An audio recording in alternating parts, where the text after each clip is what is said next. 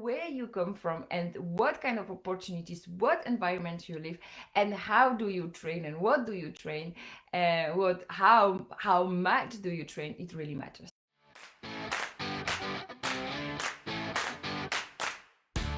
And I'm gonna also share with you a little bit of the research which has been done by Anders Ericsson, and he's a psychologist, and he picked the violinists, and he divided them from the Berlin School Music Academy, and he divided them into three different groups. The first group was the people, the violinists, which they were really top performance, and they supposed to become the international players. The second group were those guys who were very good and they would play in orchestra. And the third one was a good ones, which they were move into the teaching, music teaching schools, okay, and become a teachers. And he analyzed and also came into the conclusion they were kind of very similar, okay? They were very similar, but there was a one thing which was differentiating them. This one thing was the hours of practice, okay? So what he actually says, that people, the top group, the top high performers, they were practicing 8,000, they were practicing more than 10,000 hours, okay? The very good one, they were practicing 8,000 hours, and the average one were practicing 4,000 hours.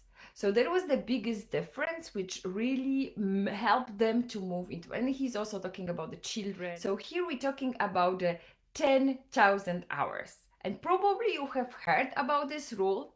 And so more or less it's a 1,000 hours per year to practice something.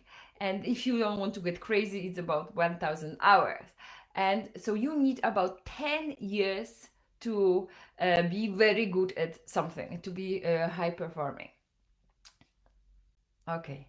That's the one thing. Now I want to do a little trick with you, not a trick, but also a little test, which is very interesting and powerful. So I want you to, you can see the random letters here, and I want you to remember them. I want you to try to remember as many as you can. So I'm gonna give you 30 seconds to remember them. Yes. Don't write them down. It's not about writing them, okay? It's about keeping them in your memory. So think about them, try to memorize them.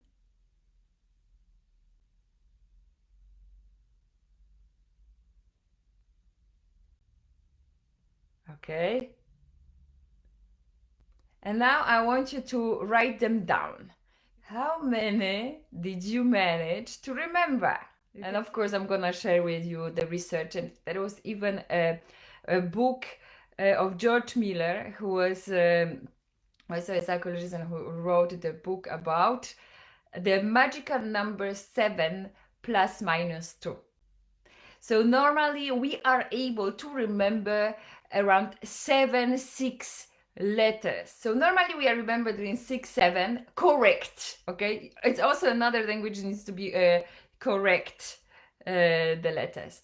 Why is that? Because our short-term memory is able and capable of keeping that much, and after it's moving in the long-term memory with the repetition, okay? So let me also show you another one and try to memorize this one.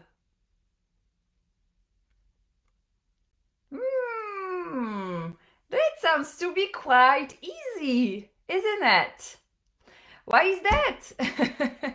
Because it's chunked into the information and into the meaningful information, and also it's There is also another research, and Erickson done another kind of a deep, extensive understanding how these things works, and he was trying to work with people who work with and train the memory into the extension they will remember. They were able to remember a long random numbers, but how they did remember, that's a powerful. So basically, it was around putting the it's called mnemonics, and it was putting the meaningfulness into the randomness. So if you think about it, one of the inputting into the chunks, and there was a guy who came up with this using the minutes and the seconds, because he was the record athlete, into the remembering the numbers. So he was doing that in a sequence of 4.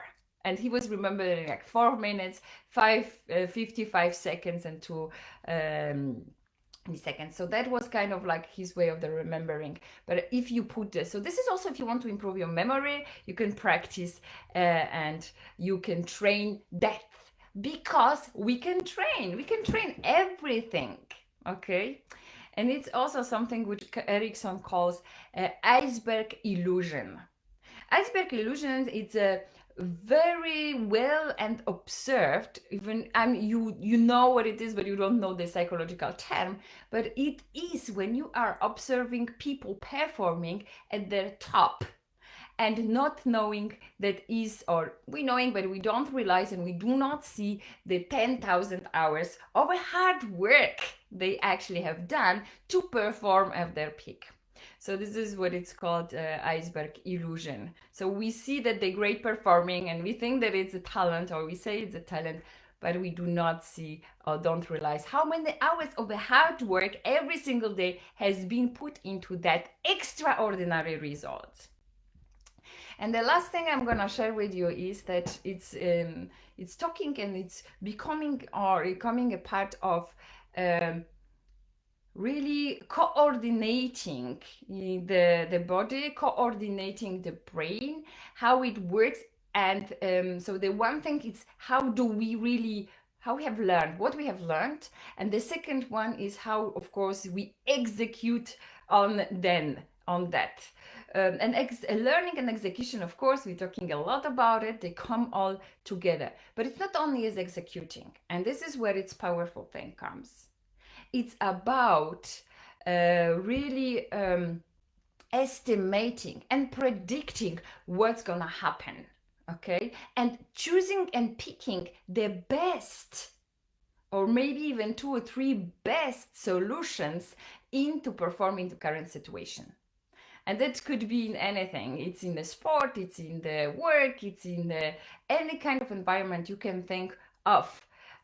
So how it's not only having the one particular solution, but it's really having enough of the knowledge and skills and practice to be able to anticipate what is going to happen and choose and pick the best solution, the best. If it comes into the sport, it's the best hit, and that happens in the really milliseconds, so we even don't realize, and that becomes also a part of the habit, a part of unconscious actions.